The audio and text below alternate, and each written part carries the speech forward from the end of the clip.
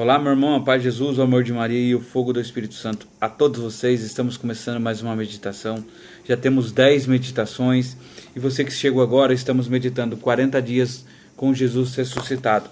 Nos preparamos na quaresma, 40 dias fazendo as meditações dos fundamentos da igreja.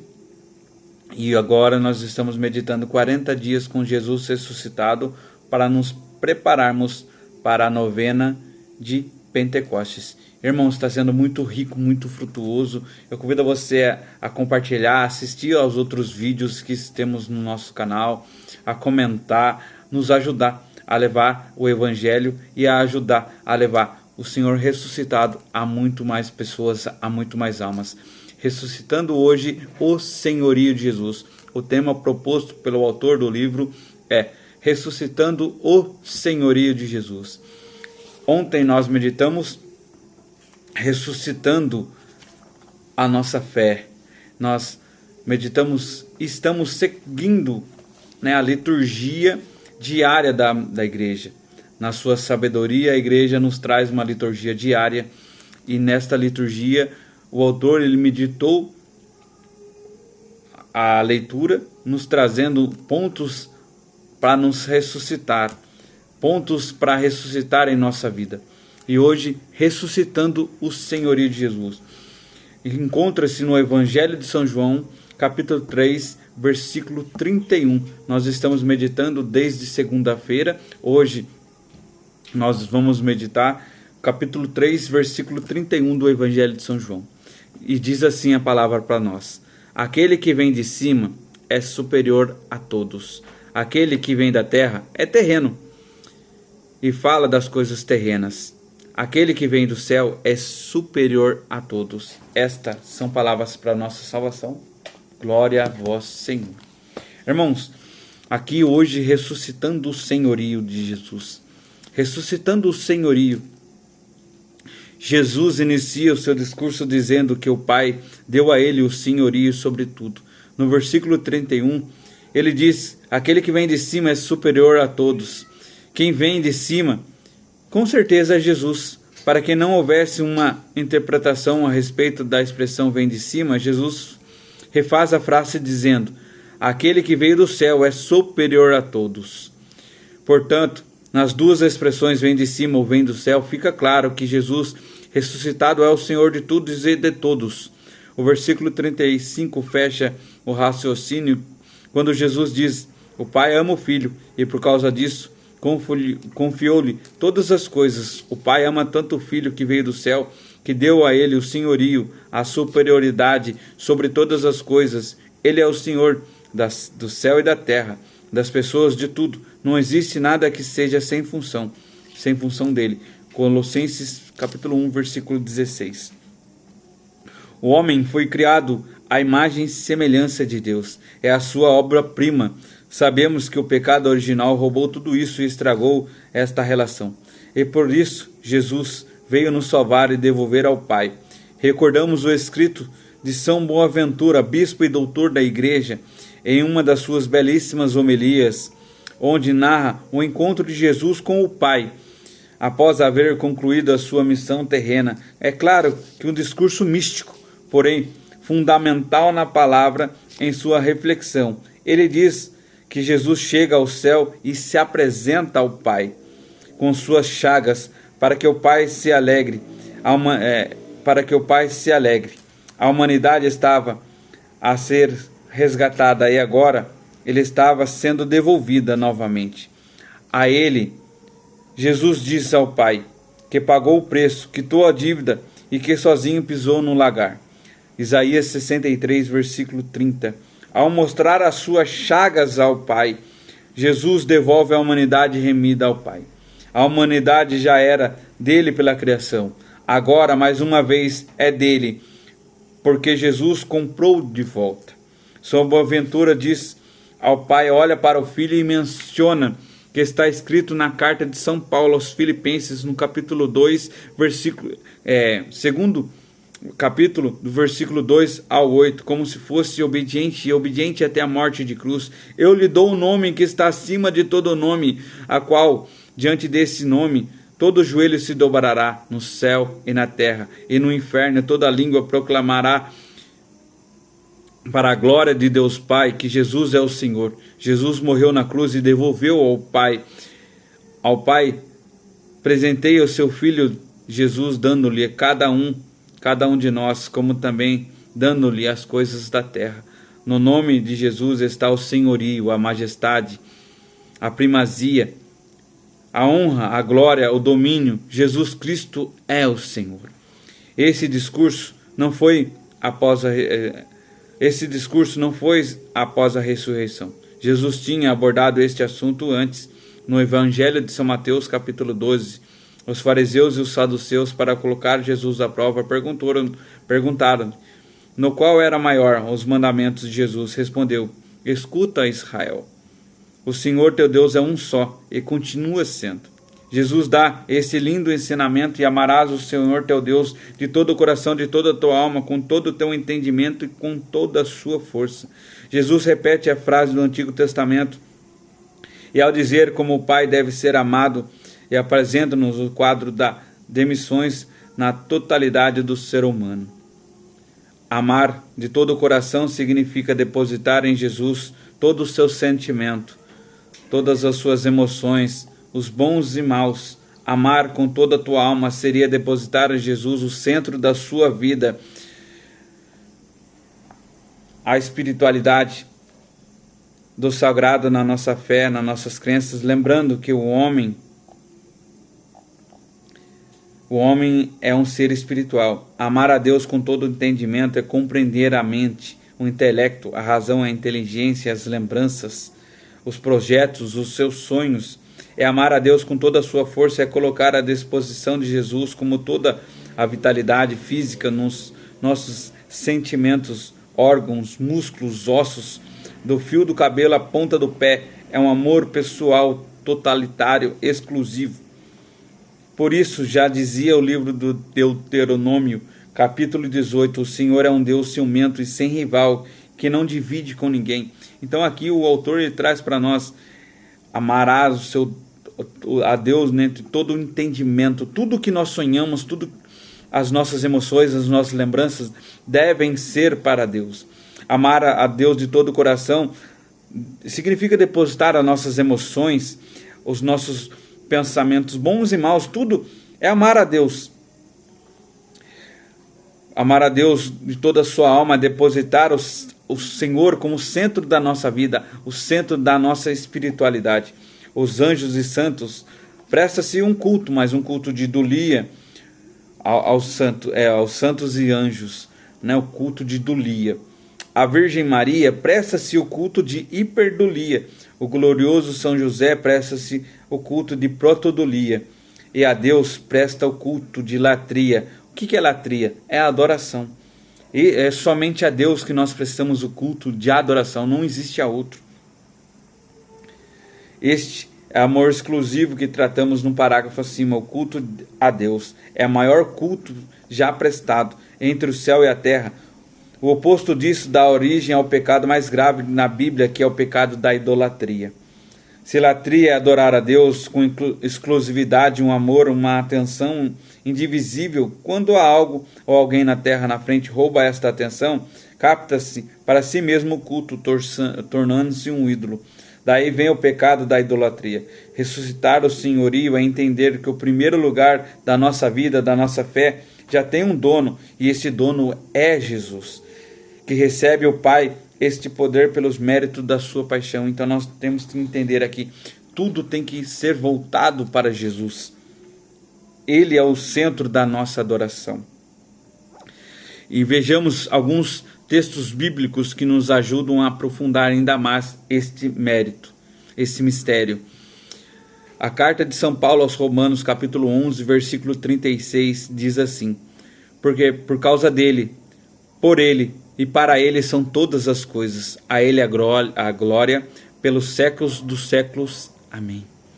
Na carta de São Paulo aos Romanos, capítulo 14, versículo 8: se nascemos para ele, se morremos é para ele. Sendo assim, se vivamos ou morramos, pertencemos ao Senhor. Foi por este motivo Cristo morreu e se tornou a viver para ser o Senhor dos vivos e dos mortos. Atos dos Apóstolos, capítulo 17, versículo 28. Nele vivemos, nós movemos e existimos. Claro que Deus criou com liberdade e muito bem fundamentada na doutrina do livre-arbítrio. Sabemos muito bem disto, mas às vezes me pego pensando, me perguntando sobre a liberdade.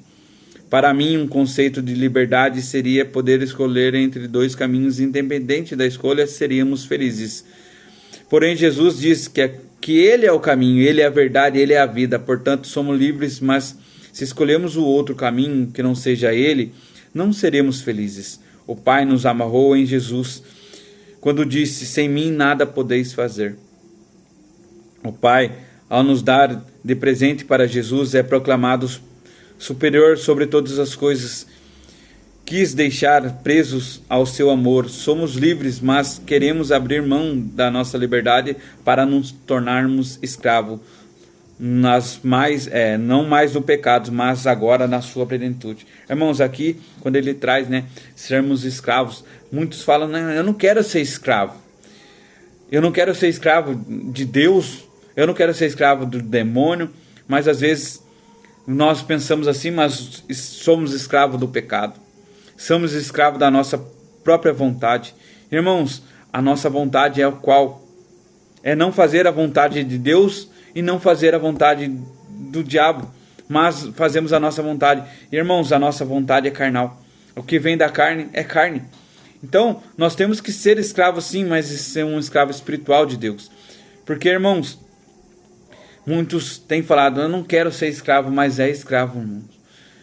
Não temos como não ser escravo. Ou nós somos escravos do demônio, do pecado, ou somos escravos da salvação, da vida. Da vida que é Deus. A vida. Ele falou, proclamou isso para nós. Eu sou o Senhor. Eu sou a verdade, o caminho e a vida. Irmãos, não temos vida e não teremos vida em abundância se não for em Jesus. João capítulo 10, eu vim para que todos tenham vida e vida em abundância.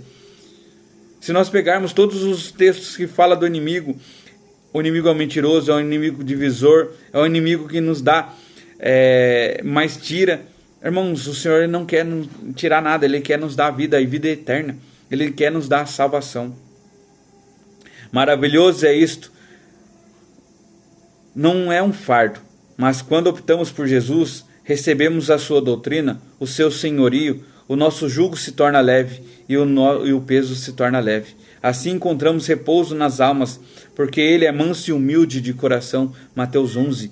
Ele não quer ser o Senhor para mandar, mas para nos amar e fazermos felizes no seu reinado e de ter um vidão, como fala aqui. Julgo por aqui, em Minas Gerais, o autor ele mora em Minas, que se traduz como canga, aquele instrumento de madeira que é colocado entre dois bois para que possam andar atrelados um ao outro, a arar a terra. O Senhor está dizendo que se recebemos uma canga, o jugo, ficaremos nós e ele atrelados um com o outro, juntos para sempre. O Evangelho de São Mateus, no capítulo 22, conta que o pai deu um banquete para o seu filho e mandou convidar aqueles que haviam escolhido. A tristeza é que cada convidado não dispunha do tempo. Estavam todos atrefadas com a vida. O banquete estava pronto, o filho estava sentado a ponto da mesa com vestes de gala, mas os convidados não tinham interesse em participar. Que triste, né, irmãos? O Senhor preparou uma ceia para nós, um banquete, nos convidou e muitos não estão aceitando mais esse convite. O pai mandou, portanto, o comissário sair pelas ruas, chamar o que estavam em contraste pela frente. Quem quisesse pode vir para banquetear. O pai apenas disse, quando aos eleitos que não desejavam vir, apagaria o seu nome da lista para sempre. O pai deseja que Jesus seja o Senhor de todos. Agora entendemos que Jesus, ao dizer chamar os pecadores, ele depositou e apontou as prostitutas, os outros desprezados pela sociedade, e disse que entrariam no reino antes de entendidos aos eleitos. Entendo quando ele diz que muitos são chamados e poucos escolhidos.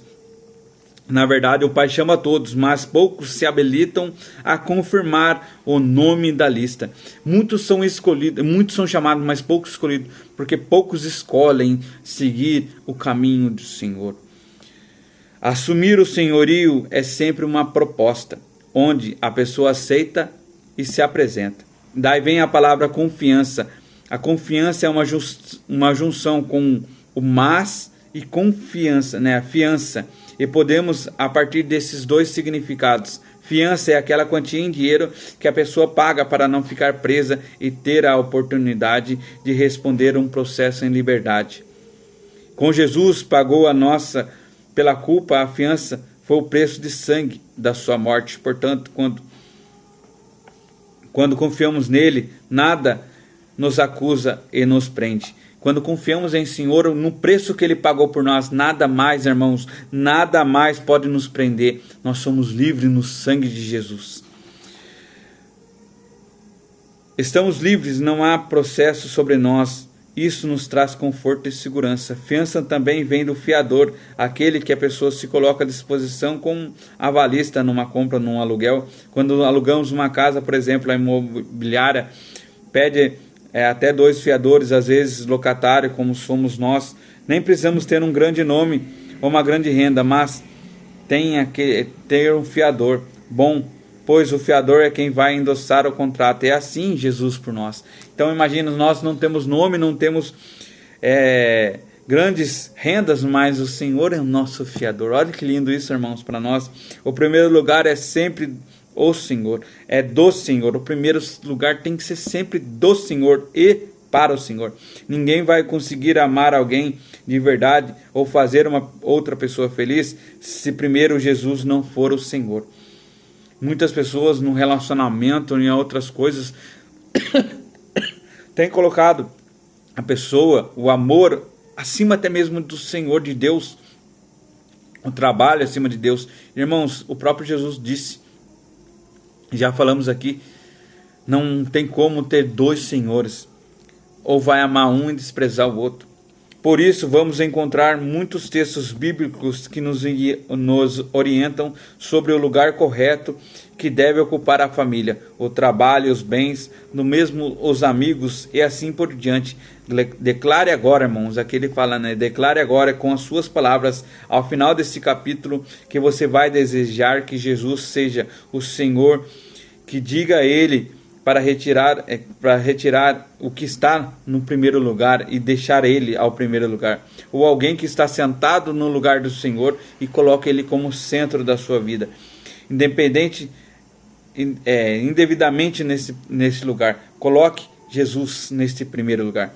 Peça perdão, mesmo que inconsciente, por ter cometido o pecado da idolatria. Renda-se ao senhorio dele. O autor ele trouxe aqui para que no final deste capítulo nós coloquemos a oração, coloquemos o Senhor de volta no lugar dele, no trono do nosso coração, no senhorio.